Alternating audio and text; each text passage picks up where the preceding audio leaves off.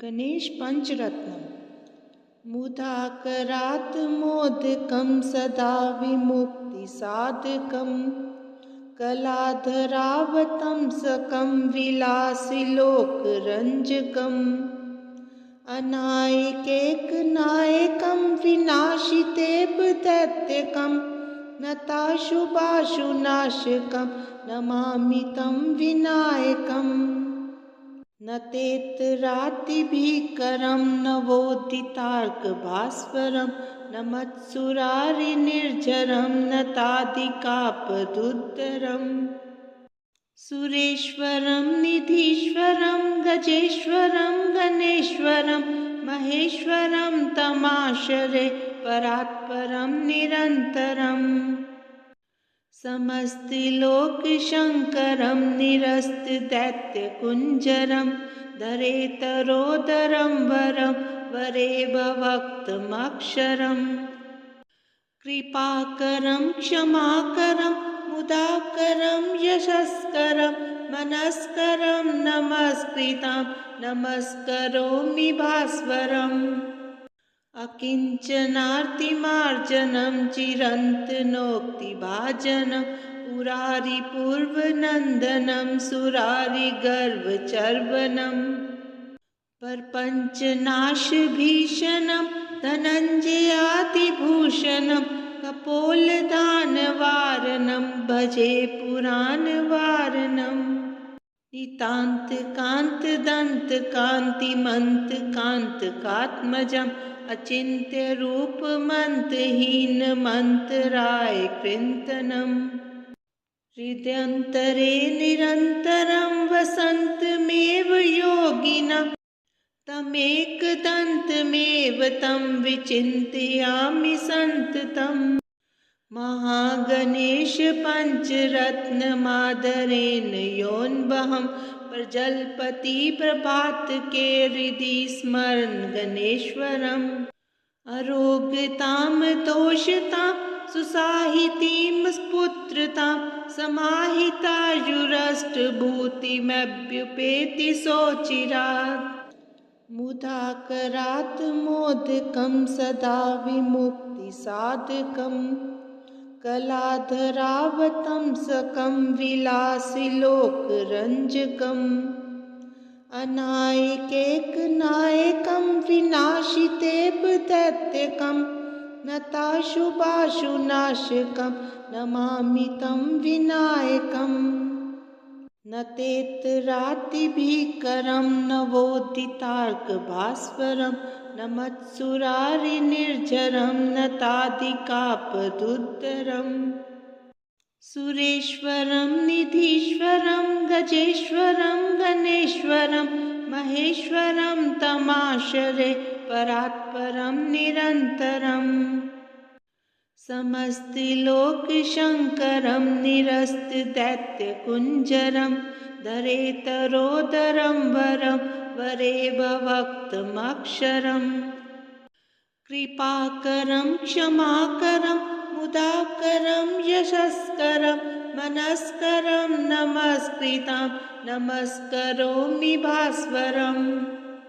अकिञ्चनार्तिमार्जनं चिरन्तनोक्तिभाजनं पुरारिपूर्वनन्दनं सुरारिगर्वचर्वनं परपञ्चनाशभीषणं धनञ्जयातिभूषणं कपोलदानवारणं भजे पुराणवारणम् नितान्तकान्तदन्तकान्तिमन्तकान्तकात्मजम् अचिन्त्यरूपमन्तहीनमन्तराय कृन्तनम् हृदयन्तरे निरन्तरं वसन्तमेव योगिनं तमेकदन्तमेव तं विचिन्तयामि सन्ततम् महागणेश पंचरत्नमादरेण योऽन्वहं प्रजल्पति प्रभातके हृदि स्मरन् गणेश्वरम् अरोगतां तोषतां सुसाहितीं पुत्रतां समाहितायुरष्टभूतिमभ्युपेति सोचिरात् मुदाकरात् मोदकं सदा विमुक्तिसाधकं कलाधरावतंसकं विलासिलोकरञ्जकम् अनायकैकनायकं विनाशितेव दैत्यकं नताशुभाशुनाशकं नमामि तं विनायकम् न तेतरातिभीकरं नवोदितार्कभास्वरं न मत्सुरारिनिर्झरं न तादिकापदुद्धरम् सुरेश्वरं निधीश्वरं गजेश्वरं गणेश्वरं महेश्वरं तमाश्रये परात्परं निरन्तरम् समस्तिलोकशङ्करं निरस्तदैत्यकुञ्जरं धरेतरोदरं वरं वरेभवक्तमक्षरम् कृपाकरं क्षमाकरं मुदाकरं यशस्करं मनस्करं नमस्कृतं नमस्करोमि भास्वरम् अकिञ्चनार्तिमार्जनं चिरन्तनोक्तिभाजनं पुरारिपूर्वनन्दनं सुरारिगर्वचर्वणं प्रपञ्चनाशभीषणं धनञ्जयातिभूषणं कपोलदानवारणं भजे पुराणवारणम् नितान्तकान्तदन्तकान्तिमन्तकान्तकात्मजम् अचिन्त्यरूपमन्तहीनमन्तराय कृन्तनम् हृदयन्तरे निरन्तरं वसन्तमेव योगिनं तमेकदन्तमेव तं विचिन्तयामि सन्ततम् महागणेश पञ्चरत्नमादरेण योऽन्वहं प्रजलपति प्रभातके हृदि स्मरन् गणेश्वरम् अरोगतां तोषतां सुसाहितीं स्फुत्रतां समाहितायुरष्टभूतिमभ्युपेति सोचिरात् मुदाकरात् मोदकं सदा विमुक्तिसाधकं कलाधरावतंसकं विलासिलोकरञ्जकम् अनायकैकनायकं विनाशितेव दैत्यकं नताशुभाशुनाशकं नमामि तं विनायकम् न तेतरातिभीकरं नवोदितार्कभास्वरं न मत्सुरारिनिर्झरं न तादिकापदुद्धरम् सुरेश्वरं निधीश्वरं गजेश्वरं गणेश्वरं महेश्वरं तमाश्रये परात्परं निरन्तरम्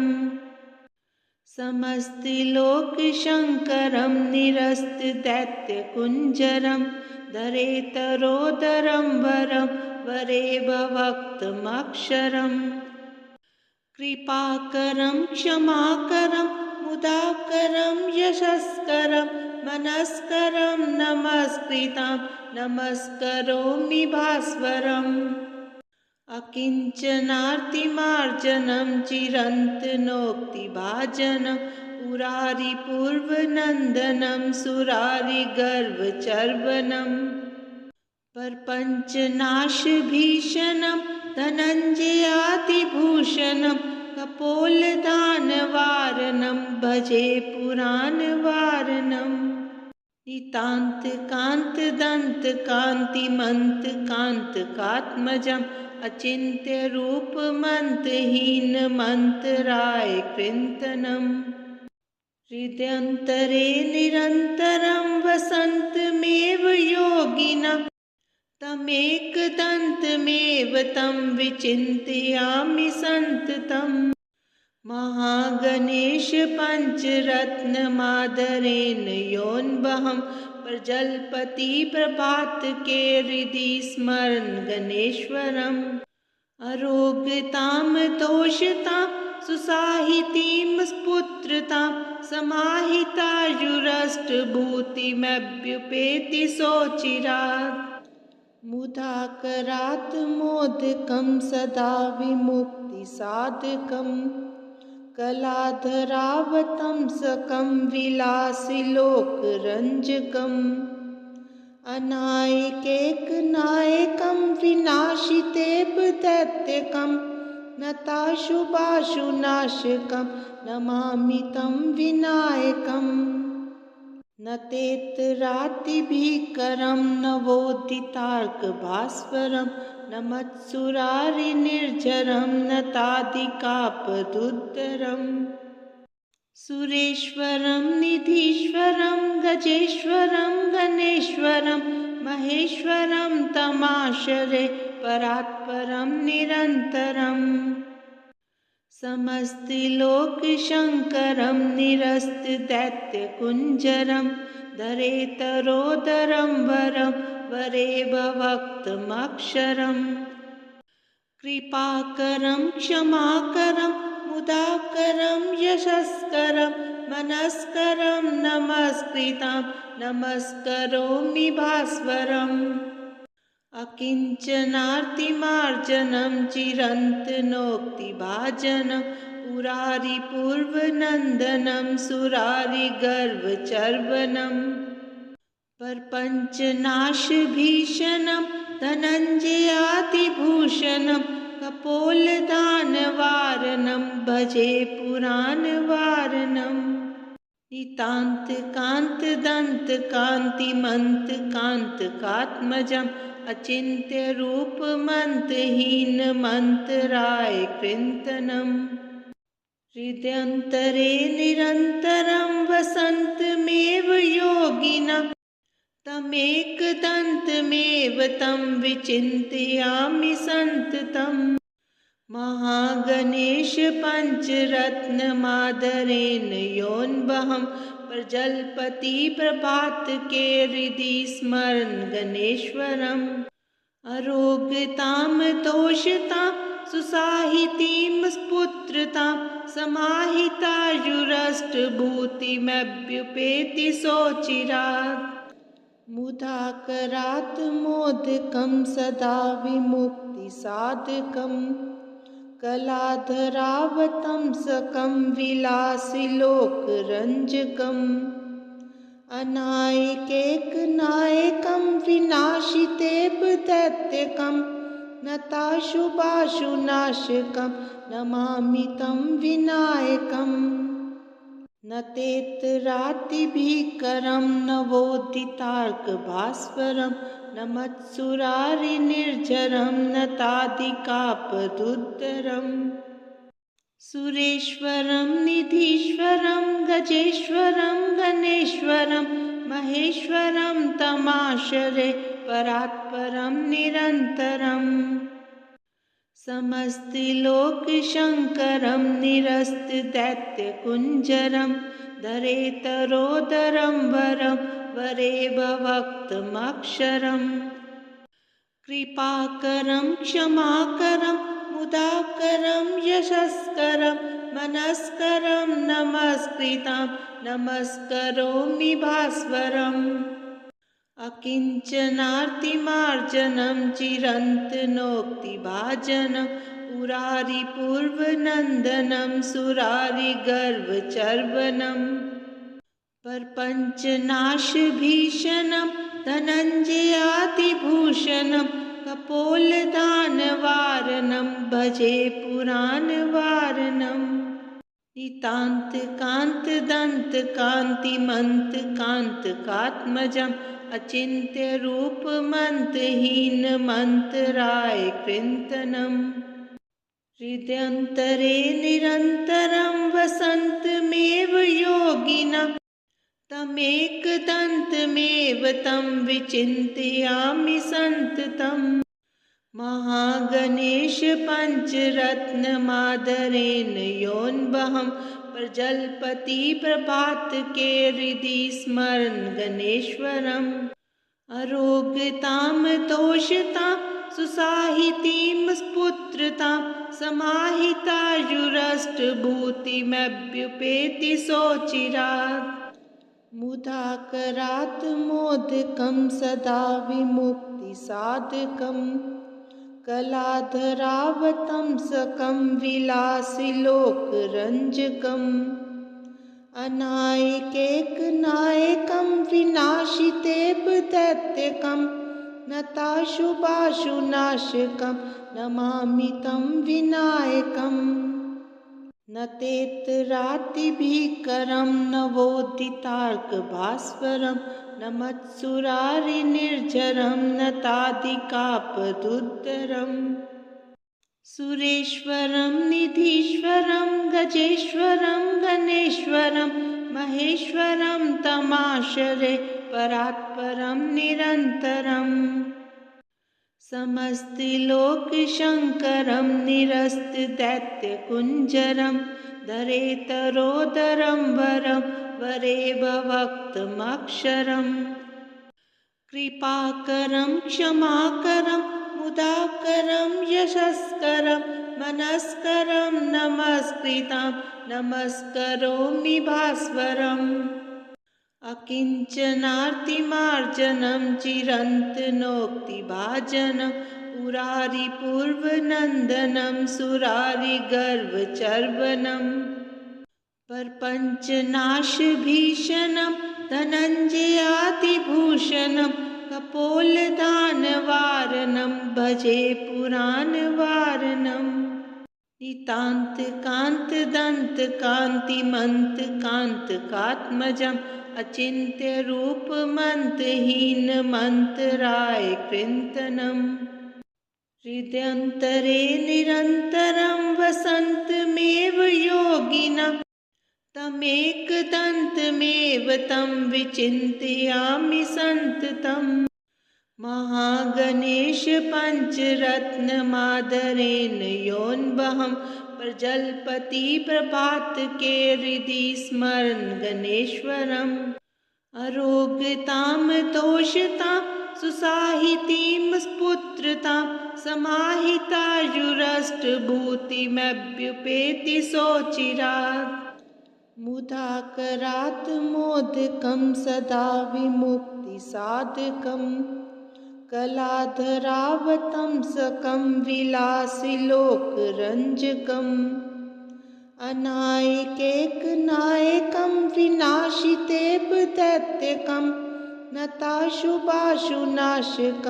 नमामि तं विनायकम् न तेतरातिभीकरं नवोदितार्कभास्वरं न मत्सुरारिनिर्झरं न तादिकापदुद्धरम्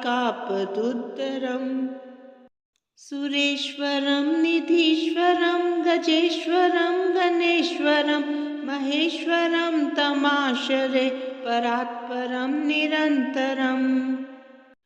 समस्तिलोकशङ्करं निरस्तदैत्यकुञ्जरं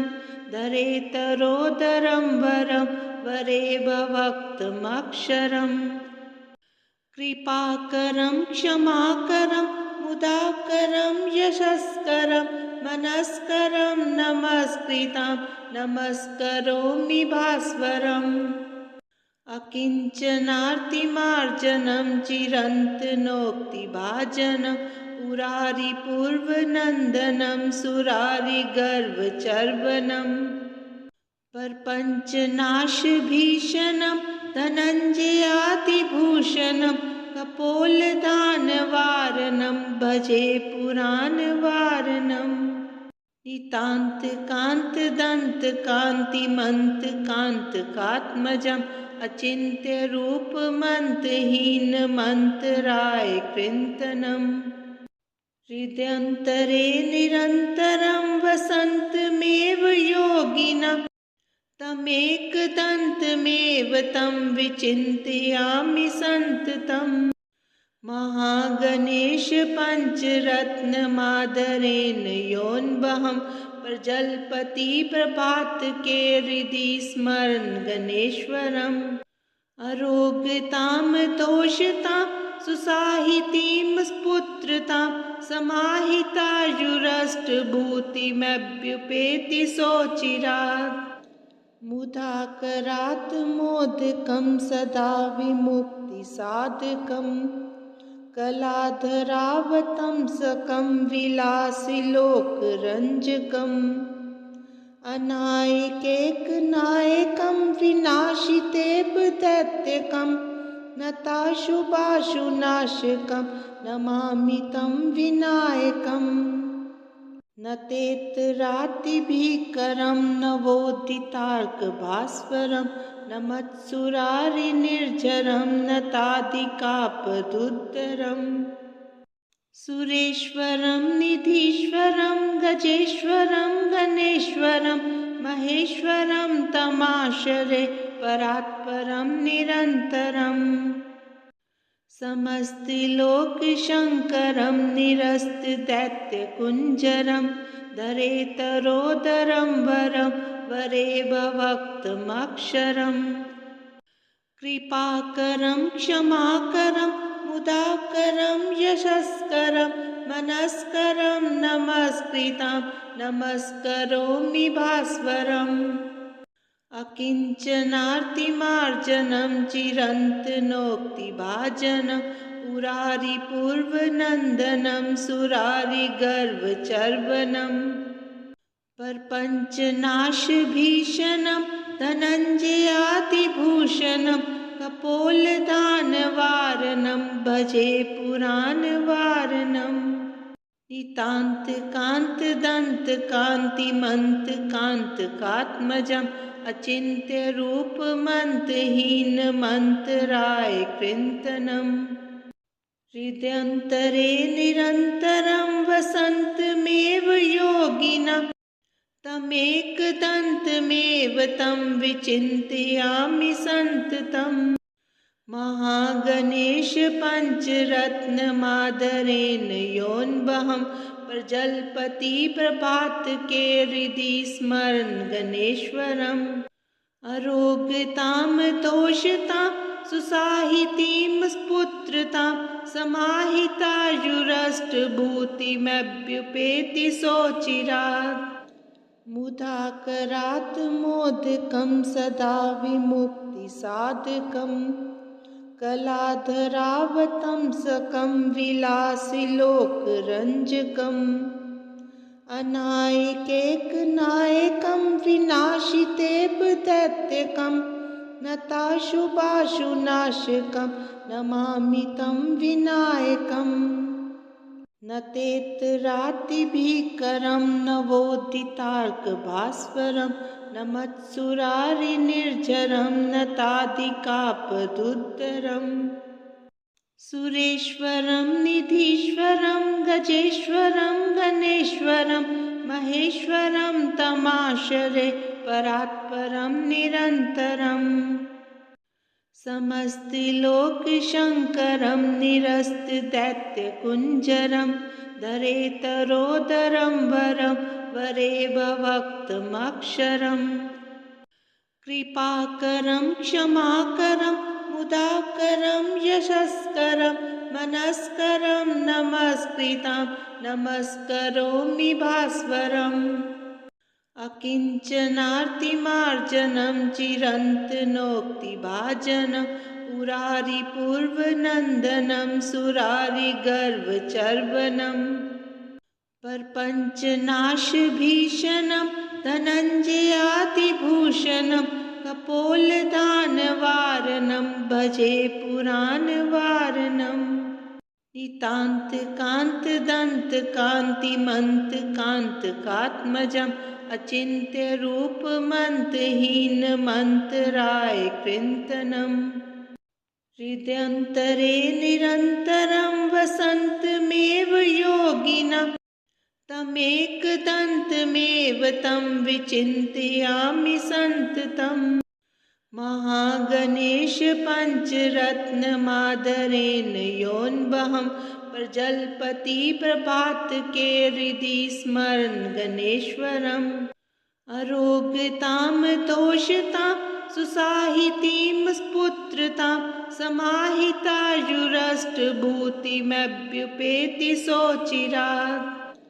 मुदाकरात् मोदकं सदा विमुक्तिसाधकम् कलाधरावतं सकं विलासिलोकरञ्जकम् अनायकैकनायकं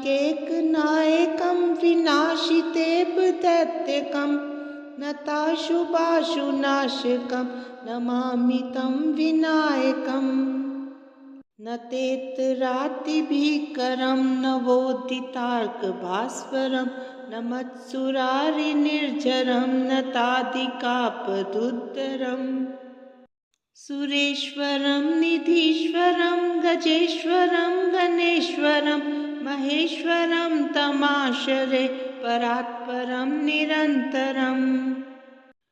समस्तिलोकशङ्करं निरस्तदैत्यकुञ्जरं धरेतरोदरं वरं वरेभवक्तमक्षरम् कृपाकरं क्षमाकरं मुदाकरं यशस्करं मनस्करं नमस्कृतं नमस्करोमि भास्वरम् अकिञ्चनार्तिमार्जनं चिरन्तनोक्तिभाजनं पुरारिपूर्वनन्दनं सुरारिगर्वचर्वणं परपञ्चनाशभीषणं धनञ्जयातिभूषणं कपोलदानवारणं भजे पुराणवारणम् नितान्तकान्तदन्तकान्तिमन्तकान्तकात्मजम् अचिन्त्यरूपमन्तहीनमन्तरायकृन्तनम् हृदयन्तरे निरन्तरं वसन्तमेव योगिनं तमेकदन्तमेव तं विचिन्तयामि सन्ततम् महागणेशपञ्चरत्नमादरेण योऽन्वहं प्रजल्पति प्रभातके हृदि स्मरन् गणेश्वरम्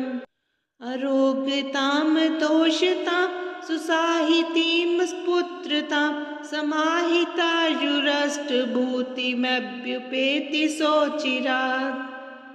श्री गणेश पंचरत्नम संपूर्णम्।